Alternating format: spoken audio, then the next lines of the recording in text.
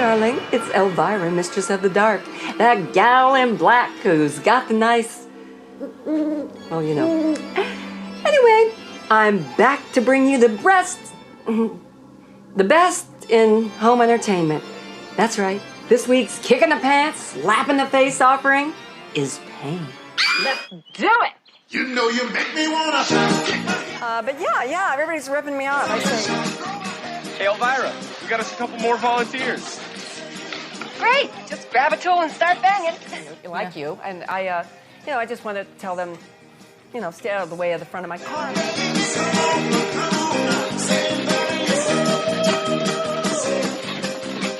Hi, Elvira. Hi, Robin. Come on in. Other than that... Randy, can you hand me that rag? This is a Halloween treat for all the men in America. Randy? She's a phenomenon. Yeah, sure. She started out with a local horror show here in Los Angeles. Now she has syndicated weekends all over the country. Young lady!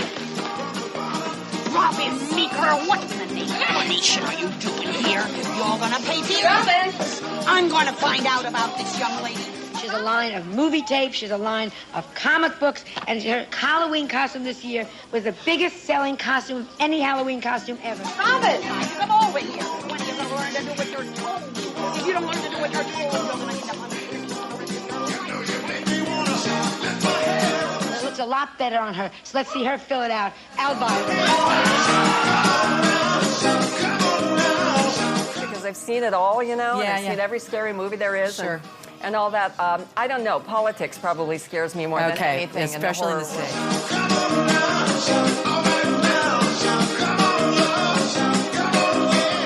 One woman Sodom and Gomorrah, if you will. A slimy, slithering succubus. A concubine, a streetwalker, a tramp, a slut, a cheap whore.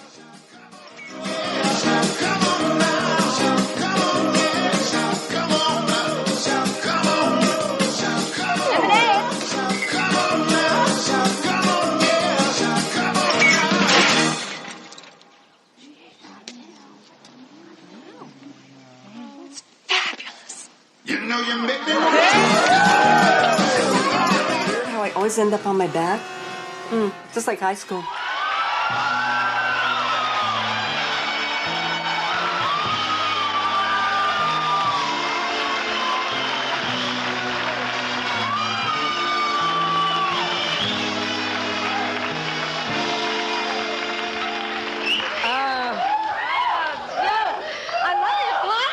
Thank you very much. I love. Well, now, is that a costume or is that what you? Is that you?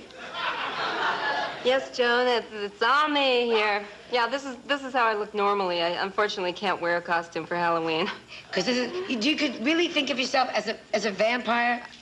No, and I'm not really a vampire, I'm sort of more like, well, I have vampires in my blood. I mean, my grandmother was a vampire, my grandfather was a ghoul, and then my mother married a TV critic, and I don't know what happened. How about doing a few of the kind of moves you might do in Dirty Dancing? Richard's folks run the hardware store. We got lots of paint. Oh, too bad they've done on the bank. I'll be right back.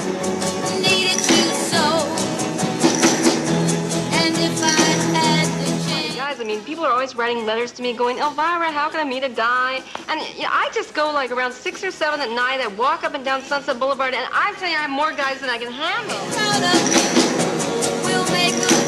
In real life, too. I tried my hardest.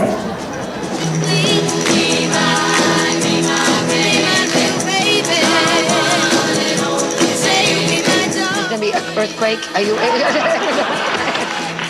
Tell me the good. You're in the Hollywood Wax Museum.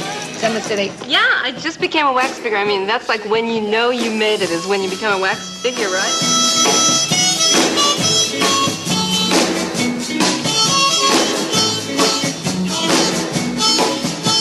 Yes, I was very proud. Yeah.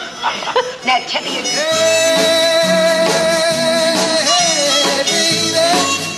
I find them like, out behind the studio or whatever.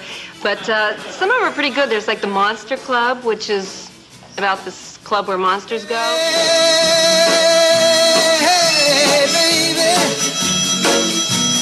I mean, with her in mind, we wrote that part exactly, specifically for Edie, because she was kind of a pain in everybody's butt at the Groundlings. She was in the Groundlings with us, and I mean, every time, Edie was an ex-school teacher from the Midwest. Lord, she's fine. I'm gonna make her mine, all mine. And every time I would come into the Groundlings at night, she'd be sitting there and she'd kind of look me up and down. She'd go, "Are you wearing a bra?" Big girls don't cry. Big girls don't cry. And I'd go, "No, why does it matter?" And she'd like, you know, she'd just get all huffy. They don't cry. Big girls don't cry. Who said they don't cry? Every single night, something like that. She, you know, I'd come in and she'd go, "Is that what you're wearing on stage?" Yes. But anyway, so we were just always like that, kind of butting heads. But we actually really loved each other. And when this movie came up, we'd go, "This part, Chastity Pariah, is Edie McClure." And we were so lucky we got her for it. Big girls don't cry. Big girls don't cry. Big girls don't cry. Big girls don't cry. Tonight you're mine completely. If you were in the films, you could do as many TV shows as you want. If you started out as a TV actor, you were never going to make a film starring you. I mean, do you remember? Now it doesn't matter. Oh, yeah, no. Everybody goes back and forth. So I said to Brandon, I would love to have a TV show on NBC, but first I want to do a movie. Hey, I got some gas. And he said, if you really want to do a movie, we'll finance the movie. Let's do it. You know you make me wanna. It's amazing, because NBC was not in the movie-making business. Hey, Elvira, we got us a couple more volunteers. Great. Just grab a tool and start banging. So they decided they would finance the movie. And we wrote it, myself and John Paragon and Sam Egan. And Hi, Elvira. Hi, Robin. Come on in. yeah, I was on the phone, guys. Or was he on me? I can't remember. Anyway. What? And anyway, I was on that show actually a couple of times with John Carradine and all the Carradine brothers. So that was a trip.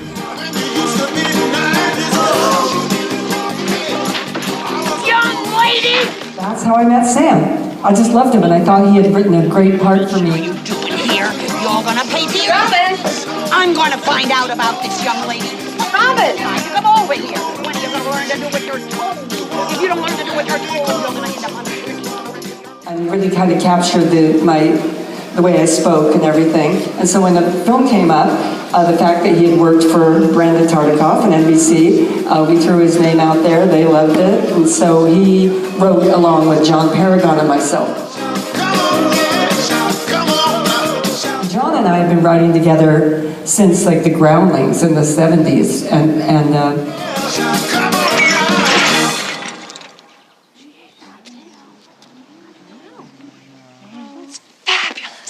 You know you make me but I think they put Sam with us to be a babysitter, because John and I couldn't control ourselves. Elvira, where do you want this? Just right up there. Okay. What's the bucket for? Didn't I tell you? Oh, it's so cool. This is the part that I ripped off, that was inspired by Flashdance. Yes, the show, as you know, is called Elvira, Mistress of the Dark, because, of course, it's all about... Come, ladies and Dobermans, it's time for the grand finale. Lorraine Newman had just left for Saturday Night Live. Phil Hartman was one of our cast members. We were all together. We were like a little family. And John and I just stuck together and started writing everything. He started writing my Movie Macabre shows, being on them, writing the songs that we did, like 3D TV and all of that.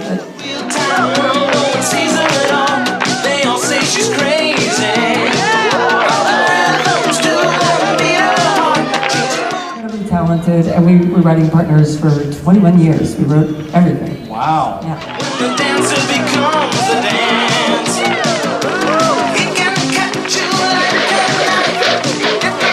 He was also a Jambi on Pee-wee's Playhouse. He was John B. the Genie on Pee-wee's Playhouse, and he directed all the Pee-wee Playhouses too, so. Oh, nice.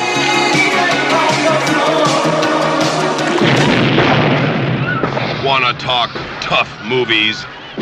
Here's a superhero with the biggest pair of all. You looking for me?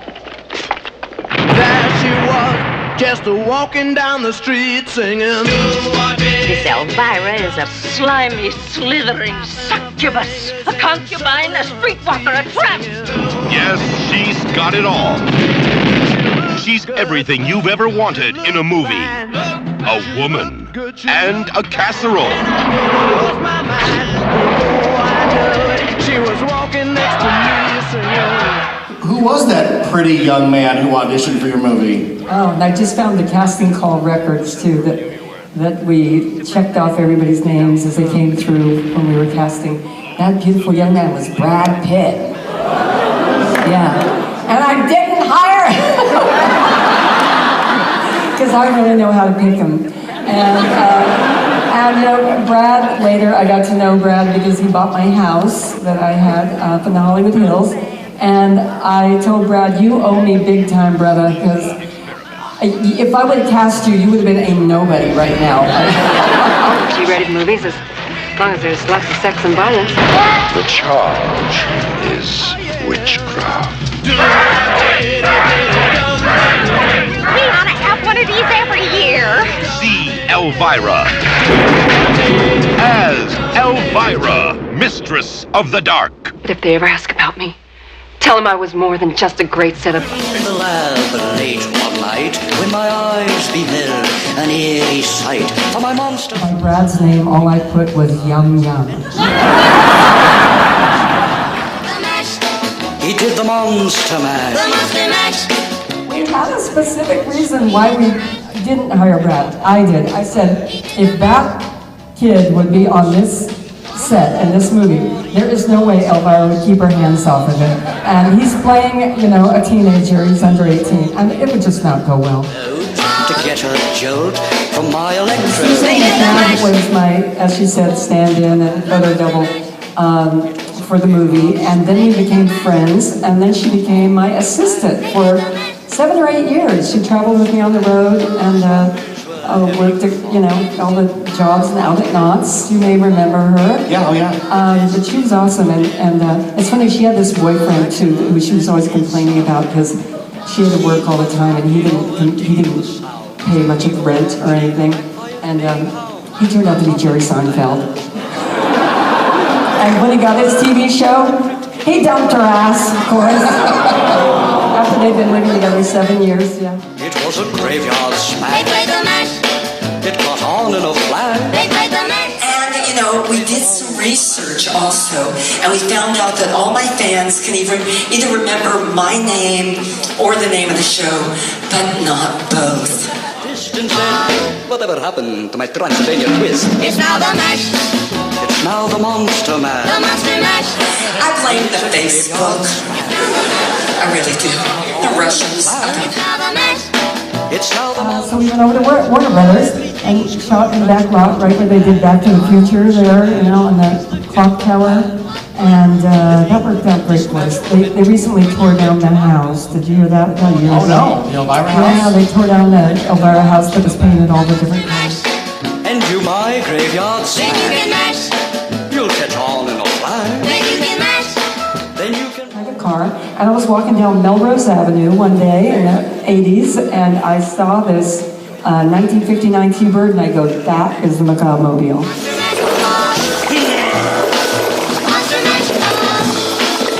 Then I told the crew of Mistress of the Dark to please go out and find that car.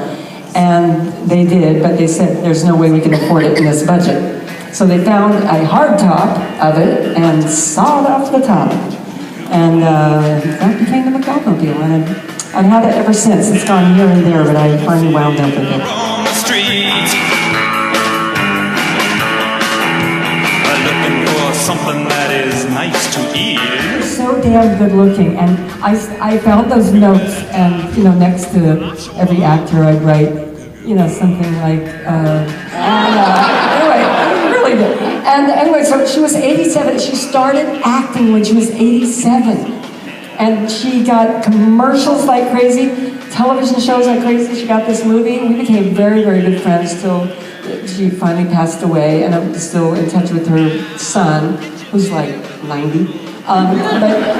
But she was wonderful. She did such a great job, and she came on Movie Macabre a couple times as Antivirus, my aunt. And You better duck when I show up.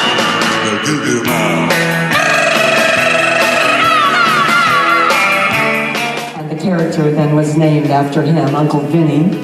But Vincent and his wife, Carl Brown, thought there was a little racy, this movie for him, so he did not do the film, unfortunately, but we did get Morgan, who was wonderful. He kind of had that Vincent Price vibe, It was the English, and he carried it off great. And that's the story. He was kind of our second pick, but he ended up doing a fabulous job.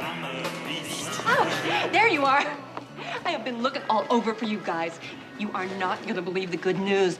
Yours truly is hosting a special midnight screening at Bob's Theater of one of the worst movies ever made. Let's find out on Elvira's. Maybe, maybe not. Thanks. Hey, what is this? The invasion of the body snatchers? Sure, that horrible explosion looked like it wiped out all signs of the alien invaders, but did it? Maybe, maybe not. Okay. 2 days ago, we were bosom buddies. It's the principal.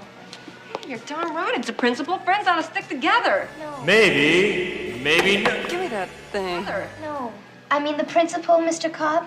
You'd kill us if we went to your show. Listen, when I want your opinion, I'll beat it out of you, okay? But if they ever ask about me, tell them I was more than just a great set of boobs. And my dad are right behind me when I come into town and I'm talking to the teenagers. I'm saying, well, one of you big, strong men like to give me a little push. And my mom and dad are standing right behind me over my shoulder. Right. Well, I'll just stick this where the sun don't shine. So you're part of the Marvel Universe? Yes, we had a comic, which a lot of people had brought to me to sign today. Marvel comic of the movie, which is one of my favorite comic books I've ever done. They did an awesome job kind of getting the movie into it. Bob, I'm in show business. I think I know how to spell matinee.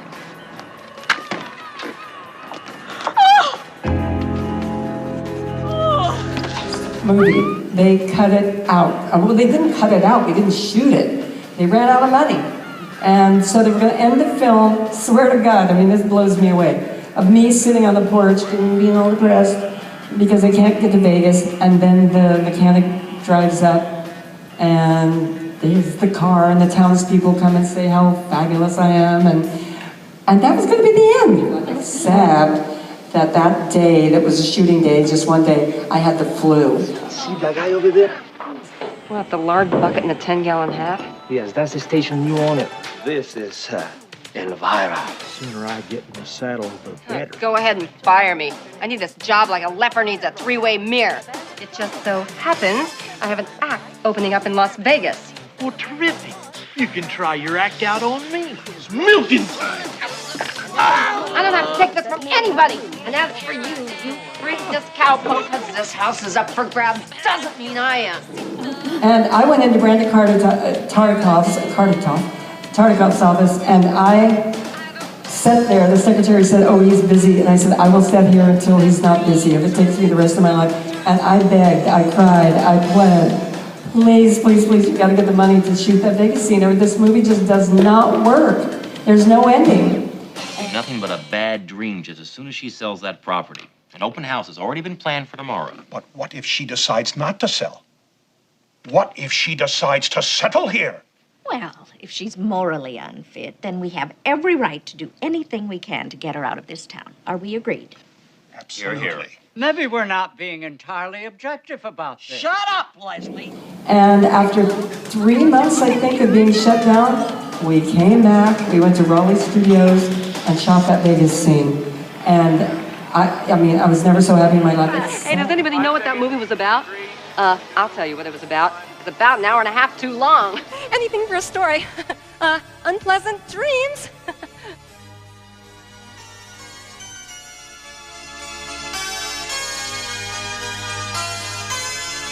Listen, sister, if I want your opinion, I'll beat it out of you. Anita!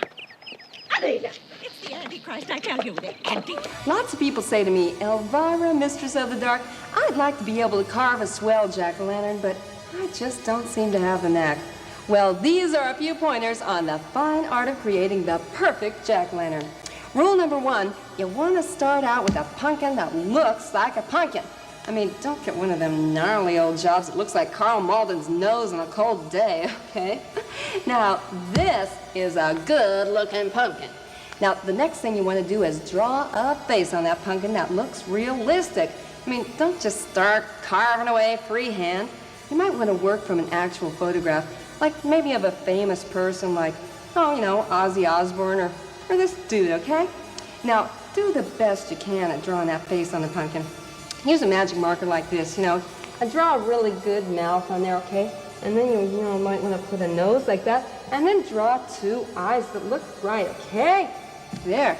Now, don't that look just like Rick Ocasek from the Cars? Okay, now it's time to carve those features. Now, choose your cutting instrument wisely. Lots of folks like to use the traditional butcher knife for this part, but I prefer this. A chainsaw.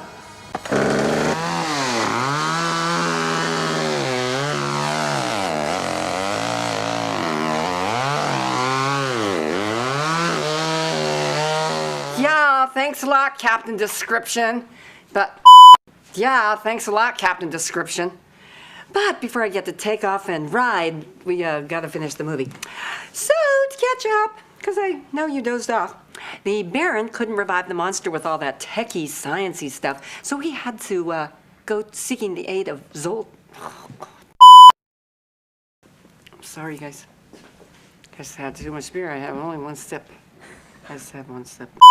So, raise a Frank and a Stein, and let's see how this all works itself out. Cheers.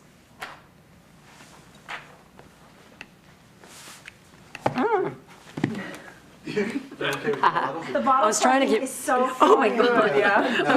Who's that? Oops, there's a little nocturnal emission down there. Oh my God! I have a little nocturnal emission happening. I was trying to keep my tongue in it so I wouldn't start drinking it.